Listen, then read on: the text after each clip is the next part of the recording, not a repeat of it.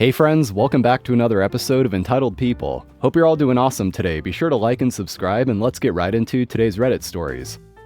Forcing someone to live up to their threatening promise.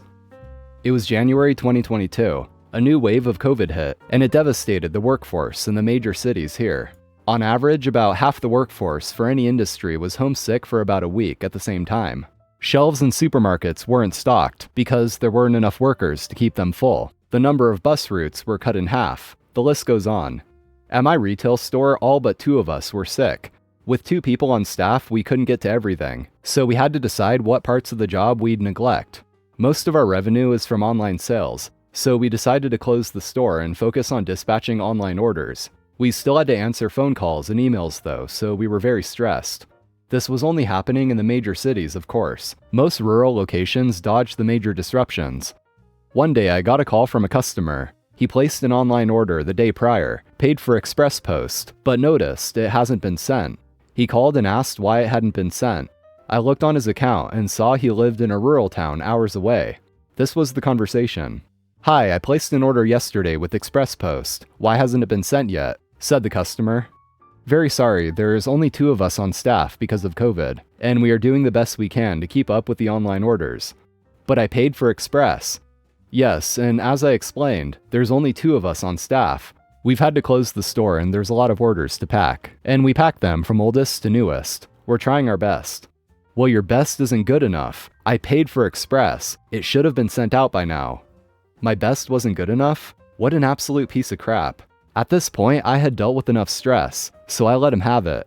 And I say, paying for express doesn't mean we pack the order faster. It means that once the courier has it, they deliver it to you faster. That extra money you spent doesn't go to me or this company. It goes to the courier. There are orders older than yours. They have priority. They have waited longer than you and will be packed first. I don't care, you need to ship it today, he says. I can't promise that. Do you have any idea what COVID has done to the workforce here? No, and I don't care. If you don't ship my order today, I promise I'll never shop with you again. I genuinely laughed out loud at that, and I say, I literally could not care less. It's no skin off my nose. At that point, I hung up. For the entree of my revenge, I purposely skipped his order, even though I caught up to it. It got sent the next day. The main course though, that was tasty. I blocked his account so he couldn't shop with us again. He promised he wouldn't, so I wanted to make sure he didn't break his promise. He tried to though. He made another account. I recognized the name and confirmed it was him through the shipping address. I canceled the order and processed the refund.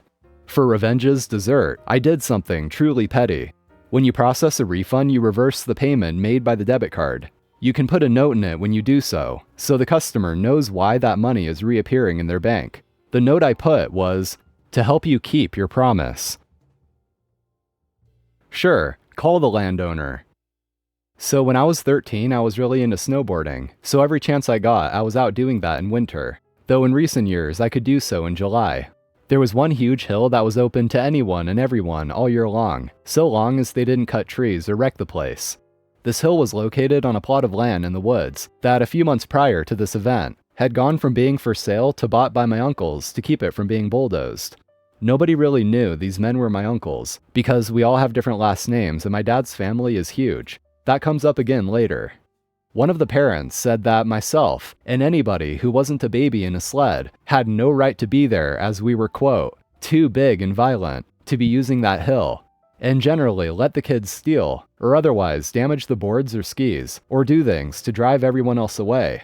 I largely didn't care because when I went there, I just used my cheap $10 board that was built about as well as a plastic sled, so I didn't have to carry my bigger, better one across town. That, as you can imagine, pissed these Karens off more. I never really understood why they were so butthurt over it. They could take their kids sledding anywhere, and there were even public roads that were shut down in winter because they were too dangerous to drive on, that people used all the time as sled spots, that were also much closer to home and safer, because no tree line to collide with, fallen logs, or chances of coyotes deciding their kids were snacks. After about a week of them constantly nagging and complaining, I finally said, look, you can sled anywhere you want. Me? Because some assholes decided to wreck property and trespass, I cannot even snowboard on my own property, because the neighbors complained that I might break their fence. So unless I want to pay hundreds of dollars to go to some fancy resort, this is the only place I can snowboard. On a plot of land half a mile wide, I'm fairly f***ing certain we can all enjoy it. I didn't wait for a response. I just went on down the hill, swerving to avoid all the kids, who think laying down in the middle of a place everyone is skiing, snowboarding, or sledding is a good idea, and thought that would be it. But as you can guess, I was wrong. I was never the best at stopping, so I stopped when I hit the trees, thankful that they were still rather bendy. Over the sounds of laughter and snow being shredded, I heard the Karen screaming, and turned to see her at the top of the hill, pointing at me and calling me every name in the book. Apparently, she called her husband, who confirmed they live nearby, and said that 1. I had threatened her, 2. I had called her everything in the book, and 3. I was a grown adult. At 13, I was maybe 3'9", and looked like I was 10. Her husband had to fight laughter when he saw me stomping back up the hill, wearing a hot pink Barbie snowsuit, and carrying a cheap Monster Energy black with electric green board under my arm. He asked what I had said. I repeated it and admitted I knew cursing was wrong, but expressed how annoyed I was. He tried to calm his wife, but she screamed more and said, "I'm calling the landowners." I smiled like the Cheshire Cat and told her, "Go right ahead. I'll speak to them too." So she did, and she launched into a huge rant, very animated with lots of flailing and hopping, similar to an angry hen. Finally, when she started losing steam, I can hear one of my uncles saying, "I'll be right there, sit tight." The crappy smile that spread across her face when she heard that.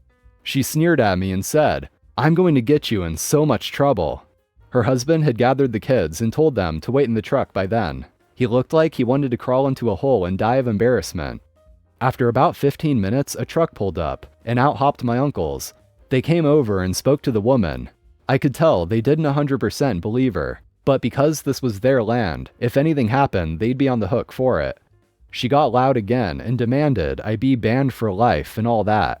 They looked around and asked her to point to the dangerous and disrespectful woman, as clearly I was the only one snowboarding that day. She huffed and grabbed me, giving me a shake as she shouted, "This bitch here." Despite it being the middle of January, I swear I heard crickets as the wheels in their heads turned. Knowing these men and how much like their own kid they saw me, it was mostly to keep from yeeting this woman into the sun. Finally, one of them spoke. "You mean our niece?" Karen sputtered and tried to come up with some sort of response, but failed miserably. My uncles then gave her the choice. Leave now and come back in a couple days. They'd drive by to make sure she stayed away. Or continue acting how she was, and they'd press charges on her to have her banned, and charged with assault for grabbing me, as well as being on the hook for any damages her kids caused to anybody's gear. Apparently, they'd been getting calls, but nobody knew her name, so the cops couldn't do anything. She huffed and stormed off, her husband following and looking like a beat dog. She never did come back. Entitled person demands boss hires her, blocks door to office when told to leave. A bit of context. My uncle, who we will call Boss, is the boss for an advertising agency that makes advertisements for various companies. During the weekends, my dad had worked out an arrangement where I could intern at their offices every weekend for a month. My job was to help organize the advertisements and various other admin-related business. So on the third day, I was sorting out the various forms, organizing them via date, and putting them in their respective folders and binders, when the digital doorbell rang. The office for the agency was relatively small, comprising of a workspace, a small break room, a meeting room, and the boss's office. It was a rented-out part of a large building that also houses many offices. The rest of the employees had gone to buy lunch from the nearby cafe, so I opened the door. When I opened it, there stood a middle-aged lady, brown hair and wearing a purple dress. She looked very professional, holding a brown backpack with various files and papers inside. For convenience sake, we'll call her entitled person. "Hi, how can I help you?" I said. "Hello, is the boss here?" "They're out for lunch, I'm so sorry." "Can you please inform them I need to meet with them?" she asked. "They won't be back in a while. Can I have your name or phone number?" Entitled person scoffs and pushes me aside. She went through the door into the office and sits herself down on one of the waiting chairs at the front desk. "I will wait here for them," she says. Now keep in mind, I was a scrawny teenager, and the lady in front of me was 30 years old at least. I knew I couldn't tell her to leave, so I just awkwardly went back to my desk. A few minutes later, boss arrives back from lunch and notices entitled person. "Hello there, can I help you?" said boss. "Are you the boss?" "Yes, how can I help you?" "I'd like to apply for a job." Very clearly dumbfounded, boss responds, "As I said before, we are not accepting job applications. I'm sorry." "You clearly are. Look at that boy," pointing at me. "He clearly isn't old enough to work here. It'd be better if you hired me," said entitled person. "He's an intern, and we're still not accepting applications," boss responds. "They clearly don't have any experience. If I were you, I'd hire me instead of that boy." Boss was clearly getting frustrated, and I was confused as to why she was targeting me. Entitled person kept going on, insisting that they hire her for a job she didn't even specify. "Please leave or I will contact security," said boss. This was a lie, we didn't have any security, but they hoped it'd get entitled person to leave. "Hire me and then I'll leave," said entitled person. Boss had started to walk towards her, which caused entitled person to step back until she was at the door. At that moment, the rest of the employees had just gotten back. They had all drove back in a minivan owned by the receptionist since they didn't have vehicles of their own. Entitled person noticed this and used her hands and legs to make a starfish shape and block the door. "Ma'am, leave now. If not, I will call the police," said boss. "Hire me, and then I will leave." Boss scoffed, clearly getting very aggravated. One of the employees went to the elevators, since there were security guards stationed there. A few minutes later, they had managed to convince them to follow them to the office. "Ma'am, please leave right now," said the security guard. Entitled person turns around, clearly shocked security guards were there, so she immediately releases the door and begins to act like a victim. "Thank God you're here. This boss was just screaming at me for no reason." Keep in mind the boss was a very cool-headed person and hadn't raised his voice at all this entire time. The employees were shocked by her baseless accusation and started to speak out. They said boss wasn't screaming. This woman was blocking the door, demanding that they hire her. The security guard, seemingly unconvinced by the entitled person, grabbed her by her wrist and pried her off the door. The rest of the employees re-entered the office, and the security guard dealt with the entitled person. While I wasn't there to witness it, according to boss, entitled person had gotten escorted, and the police were called. She was given a fine for disturbing the peace, and we never heard from her again. That is it for today's episode. Thanks for watching, guys. Be sure to hit that like button, I'd really appreciate it. And also subscribe if you haven't already. And with that, I'm out of here, so have an awesome day. See you next time.